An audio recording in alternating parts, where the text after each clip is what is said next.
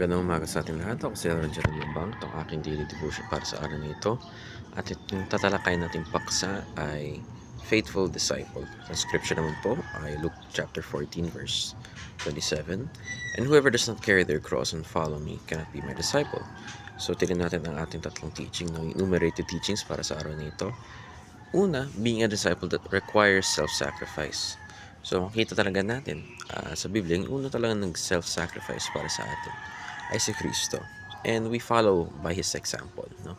So, dun pa lang, makikita natin na being a disciple requires self-sacrifice. Kung ano man na ginawa ni Kristo bilang example, bilang modelo, ano yung tama, yun rin dapat ginagawa natin. Being a disciple requires self-sacrifice. So, we have to do the same.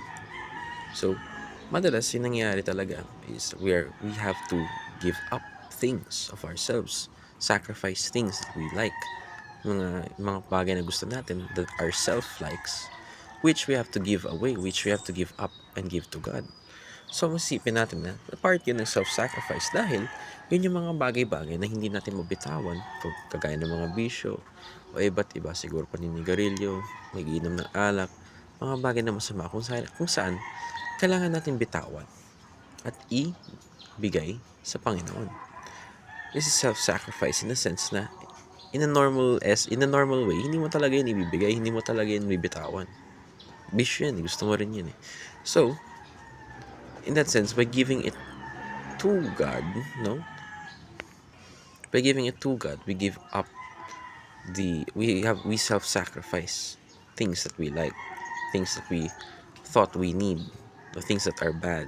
So, at sunod, yung self-sacrifice rin na yun is yung pag-carrying your own cross, no? So, wala naman magbubuhat ng cross mo, kundi ikaw rin. Hindi mo may ibibigay yan sa ibang tao.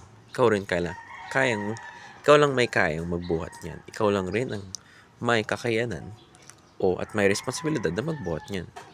And in the same way, na how God, or how did Jesus Christ die on the cross, o paano siya namatay sa cross, sa Kalbaryo, ganun rin yung ginagawa. Ganun rin yung ginagawa natin na hindi para sa sarili natin, kundi para rin sa ibang tao. No? We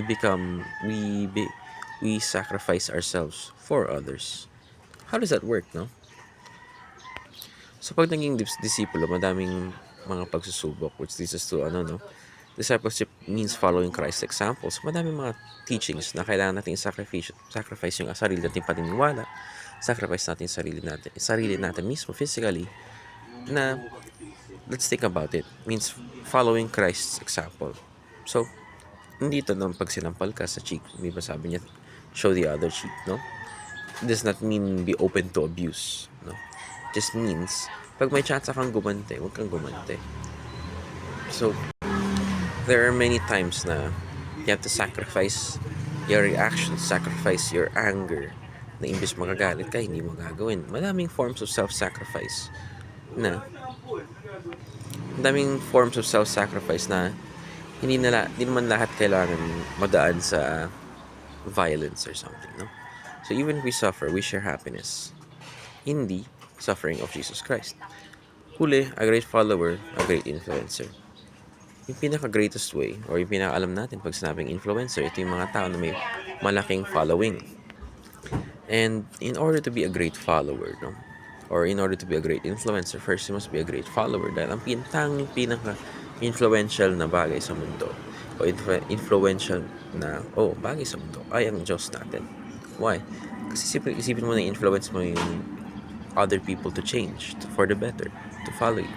Sa ganun, pag nasa buhay natin siya, pag sinusundan natin siya yung mga yung tinuturo niya, yung pinakita niya sa atin, nagiging ganun din tayo. At sa ganun, nagkakaroon rin tayo ng impluwensya sa ibang tao dahil mapapansin natin yung tao may self-sacrifice.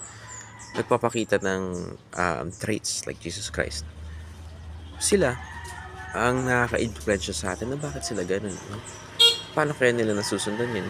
Start asking questions. You start to become influenced in how they do it in their daily life.